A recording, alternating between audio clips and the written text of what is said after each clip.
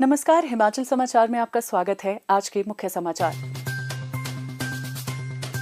शिक्षा क्षेत्र में गुणात्मक सुधारों से बच्चों को भविष्य की चुनौतियों के लिए किया जा रहा तैयार। मुख्यमंत्री बाल पौष्टिक आहार योजना से 15,181 स्कूलों के नर्सरी से 8वीं तक कक्षा के 5,40,000 बच्चों को मिलेगा लाभ। प्रदेश के 17,510 प्राथमिक स्कूलों के प्राथमिक स्कूल शिक्षकों को किए जा रहे टैबलेट वितरित। सरकार की योजनाओं से प्रदेश में आएगी श्वेत क्रांति। और अब समाचार विस्तार से। शिक्षा समाज की प्रगति का आधार है। शिक्षा क्षेत्र का विकास और विस्तार प्रदेश सरकार की प्राथमिकताओं में शामिल है। प्रदेश सरकार गुणात्मक, रोजगार परक शिक्षा के साथ साथ मूल्य आधारित शिक्षा प्रदान कर विद्यार्थियों को भविष्य की चुनौतियों के लिए तैयार कर रही है। सरकार ने शिक्षा क्षेत्र में सुधार करने के उद्देश्य से अनेक महत्वपूर्ण निर्णय लिए हैं। प्रदेश सरकार राज्य में शिक्षा के क्षेत्र में गुणात्मक सुधार लाने और शैक्षणिक संस्थानों की अधोसंरचना को सुदृढ़ करने के लिए प्रतिबद्धता से कार्य कर रही है। लगभग 20 माह के कार्यकाल में राज्य सरकार द्वारा शिक्षा के क्षेत्र में अनेक ऐतिहासिक निर्णय लिए गए हैं, जिनके सुखद परिणाम सामने आ रहे हैं। राज्य सरकार द्वारा प्राथमिक तथा उच्च शिक्षा संस्थानों में उपलब्ध संसाधनों का समुचित एवं साझा उपयोग सुनिश्चित बनाने के लिए राज्य में क्लस्टर प्रणाली आरंभ की गई है। प्रदेश के ग्रामीण क्षेत्रों में प्रत्येक विधानसभा क्षेत्र में चरणबद्ध ढंग से Rajiv Gandhi day boarding school भी खोले जा रहे हैं।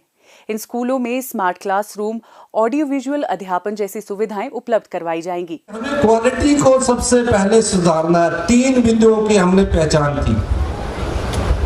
पहला बिंदु, शिक्षा के स्तर पर हमें गुणात्मक शिक्षा के क्षेत्र में आगे बढ़ना है और उसके लिए पैसे की कोई कमी नहीं आने दी जाए। दूसरा, जो टीचर हमारे कॉम्पिटिटिव एग्जामिनेशन के थ्रू सिलेक्ट होकर आते हैं, जिन्हें कम से कम 20, 25, 10 सालों का अनुभव है, उन्हें भविष्य की चुनौतियों को कैसे सामना करना है, उनका एक्सपोजर टूर होना चाहिए। और उस एक्सपोजर टूर के तहत पहले बैच के तौर पर हमारे 217 अध्यापकों को सिंगापुर में भेजा गया। तीसरा, मैं देख रहा हूं काफी पुराने के हमारे स्कूल है। हमारा तीसरा फैसला इंफ्रास्ट्रक्चर पर है और हमने इंफ्रास्ट्रक्चर को मजबूत करने के लिए राजीव गांधी डे बोर्डिंग स्कूलों का शिलान्यास करना शुरू की। और हमने अब यह भी फैसला किया है, जो पुराना स्कूल है जिसके पास जगह है, वहां भी हम डे बोर्डिंग स्कूल की शुरुआत करेंगे।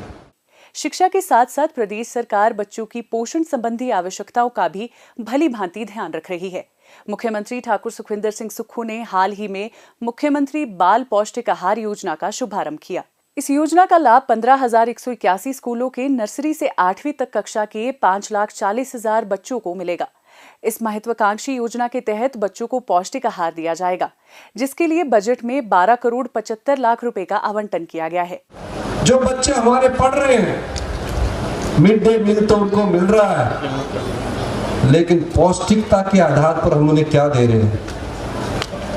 आर्थिक तंगी के बावजूद भी जो हमारे बच्चे हैं, जो भविष्य के नेता है, डॉक्टर है, टीचर है, हमने उन्हें पौष्टिक आहार के रूप में अंडा, अगर कोई अंडा नहीं खाता तो फ्रूट एक साथ में मिलेगा और एक उनको जो प्रोटीन और विटामिन वाली चीजें हैं वो उपलब्ध हिमाचल प्रदेश सरकार अपने खजाने से उपलब्ध करवाएगी, जिसकी शुरुआत अभी हमने की। ये बदलाव है। आपने हमारे पहले भाषण से आज तक सुना होगा कि हमें व्यवस्था परिवर्तन से आत्मनिर्भर हिमाचल की ओर जा। बच्चों के ज्ञान को विस्तार प्रदान करने के उद्देश्य से विद्यार्थियों को शैक्षणिक भ्रमण करवाया जा रहा है। शिक्षण कार्यों में आधुनिक तकनीक का समुचित उपयोग सुनिश्चित करने तथा डिजिटल शैक्षणिक संरचना की पहुंच ग्रामीण स्तर के शिक्षण संस्थानों तक बढ़ाने के लिए प्रदेश के 17,510 प्राथमिक स्कूलों के प्राथमिक स्कूल शिक्षकों को टैबलेट वितरित किए जा रहे हैं। प्रदेश में शिक्षकों को नवीन शिक्षण प्रणाली के बारे में जानकारी प्रदान करने के लिए शिक्षकों को शैक्षिक भ्रमण के लिए विदेश भेजा जा रहा है। अब सरकार ने इसे और अधिक प्रभावी बनाने के दृष्टिगत आगामी वर्ष में शिक्षकों के साथ साथ विद्यार्थियों को भी एक्सपोजर विजिट पर विदेश भेजने का निर्णय लिया है। राज्य सरकार के ऐतिहासिक और अभिनव निर्णय तथा योजनाएं शिक्षा क्षेत्र को नई दिशा देने में कारगर साबित हो रही है। सरकार की योजनाओं के माध्यम से शिक्षा क्षेत्र में क्रांतिकारी बदलाव आ रहे हैं। प्रदेश की ग्रामीण अर्थव्यवस्था में पशुपालन एक प्रमुख घटक है। प्रदेश सरकार ने पशुपालन के माध्यम से ग्रामीण अर्थव्यवस्था को सुदृढ़ करने के लिए अनेक कदम उठाए हैं। पशुपालकों को लाभान्वित करने के उद्देश्य से गाय के दूध पर न्यूनतम समर्थन मूल्य को 32 रुपए से बढ़ाकर 45 रुपए प्रति लीटर और भैंस के दूध को 47 रुपए से बढ़ाकर 55 रुपए प्रति लीटर किया गया है। दूध की खरीद पर न्यूनतम समर्थन मूल्य प्रदान करने वाला हिमाचल देश का एकमात्र राज्य है। दुग्ध उत्पादन के साथ साथ दूध से बनने वाले उत्पादों को बढ़ावा देने के लिए जिला कांगड़ा के ढगवार में दुग्ध प्रसंस्करण संयंत्र की स्थापना की जा रही है। प्रदेश में दूध का बेहतर विपणन सुनिश्चित करने के लिए दुग्ध उत्पाद सहकारिता समितियां गठित की जा रही है। प्रदेश में दुधारू पशुओं के कृत्रिम गर्भाधान के क्षेत्र में सकारात्मक परिणाम सामने आ रहे हैं। सेक्स सॉर्टेड सीमेन टेक्नोलॉजी से बछड़ों के जन्म दर को कम करके बछिया के जन्म दर को बढ़ाने के लिए पशुपालन विभाग प्रयत्नशील है। इस तकनीक के माध्यम से प्रदेश में पशुधन में सुधार लाने की दिशा में कार्य किया जा रहा है। इसके उपयोग से 90 से 95% तक बछियां पैदा होने की संभावना होती है। इस तकनीक के विस्तारित होने से नस्ल सुधार और दुग्ध उत्पादन को नई दिशा मिल सकती है। उन्नत नस्ल की बछियां होने पर लोग पशुपालन में रुचि ले रहे हैं और प्रदेश में बेसहारा पशुओं की समस्या से भी निजात मिल रहा है। जिला मंडी के सरकाघाटी क्षेत्र के लोग सरकार की इस योजना का बढ़ चढ़कर लाभ उठा रहे हैं।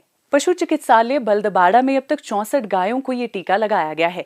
इसमें 12 पशु गर्भावस्था में हैं और 3 की बच्चियां पैदा हो चुकी है। सरकाघाट उपमंडल के बल्दबाड़ा क्षेत्र के गांव नगरोटा की निवासी श्रीमती यशोदा देवी ने बताया कि उन्होंने पशुपालन अस्पताल बल्दबाड़ा से गाय को बच्चियां होने का टीका लगाया था तथा उनकी गाय को बच्चियां पैदा हुई है। हमने वेटनरी हॉस्पिटल बल्दबाड़ा से बच्ची का टीका लगवाया था। डॉक्टर साहब ने बोला था हमारे को, इसलिए हमारी गाय की बच्ची हुई है, 21 दिन की हो गई। इसी गांव के सौरभ शर्मा, जीवनलाल तथा राजकुमार गुप्ता भी इस योजना के माध्यम से लाभान्वित हुए हैं। मुझे कुछ समय पहले पता चला था कि हमारे यहाँ पे वेटनरी हॉस्पिटल में कुछ ऐसे टीके आए हैं जिनसे जो है गाय के बच्ची ही पैदा हो रही है, और मैंने भी वही टीका जो है अपने गाय को लगवाया था और अभी कुछ 3 महीने पहले जो है हमारे भी बच्ची पैदा हुई और बच्ची जो है वो काफ़ी हेल्दी है।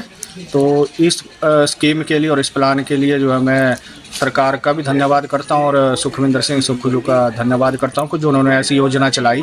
इस योजना के तहत जो है कि जैसे आवारा पशु काफ़ी मात्रा में यहाँ पे घूम रहे थे तो उससे भी निजात मिलेगी, क्योंकि लोगों के बच्चों पैदा हो रहे थे जिसके चलते जो है लोग उनको अब रास्तों में छोड़ दे रहे थे। तो ये बहुत ही अच्छा प्लान है, इसके लिए सरकार का बहुत बहुत धन्यवाद। प्रदेश सरकार के पशुधन को आर्थिकी के रूप में अपनाने के लिए किए जा रहे प्रयास सफल साबित हो रहे हैं और इन्हीं प्रयासों के फलस्वरूप हिमाचल में श्वेत क्रांति का आगाज हो रहा है। सरकार का ये योजना है कि मादा बच्ची पैदा की जाए जिससे फार्मर जो हैं उनको लाभान्वित किया जा सके, क्योंकि आप देख रहे होंगे कि सड़कों पे आजकल आवारा पशुओं की समस्या बहुत ज्यादा हो गई है, जिसके तहत सरकार चाहती है कि मादा बछड़ी ज्यादा से ज्यादा पैदा की जा सके ताकि सड़क पे घूम रहे आवारा पशुओं की समस्या का भी सुलझ सके, तथा साथ में पशुपालन विभाग द्वारा जो है पशुपालकों के लिए भी लाभ दिए जा सके। इस स्कीम के तहत फार्मर को पहले 250 रुपये 2 टीके के जमा कराने होते हैं, उसके तहत जो है 2 टीके लगाए जाते हैं। अगर मान लीजिए पहले टीके से आपकी बछड़ी पैदा नहीं हो पाती है तो आपको दूसरा टीका निःशुल्क लगाया जाएगा। अगर दूसरे टीके के थ्रू भी आपकी बछड़ी पैदा नहीं की जा सकती है तो आपको 250 रुपये रिफंड कर दिए जाएंगे। इस टीके के थ्रू चांसेस हैं कि 90% बछड़ी ही पैदा होती है, 10% चांस होते हैं कि बछड़ा भी पैदा हो जाए। अगर पहले टीके से बछड़ा पैदा हुआ है तो आपको कोई रिफंड नहीं मिलेगा, लेकिन अगर दूसरे टीके से बछड़ा पैदा हुआ है तो 125 रुपये यानी 50% ऑफ द अमाउंट आपको वापस मिल जाता है। तो हमारी लोगों से अपील है कि सरकार द्वारा सब्सिडी पे जो 250 रुपये का टीके के तहत स्कीम चली है कि आपकी बछड़ी ही पैदा होगी, तो हम लोगों से आशा करते हैं कि वो ज़्यादा से ज़्यादा इस स्कीम का फायदा उठाएं। हिमाचल समाचार देखने के लिए सब्सक्राइब करें यूट्यूब चैनल हिमाचल समाचार, लाइक करें Facebook page information and public relations department Himachal Pradesh और CMO हिमाचल, फॉलो करें X @DPRHP और CMO हिमाचल, फॉलो करें इंस्टाग्राम @DIPR हिमाचल और CMO हिमाचल। विजिट करें वेबसाइट www.himachalpr.gov.in। इस अंक में इतना ही। कल फिर होगी मुलाकात। दीजिए इजाजत। नमस्कार।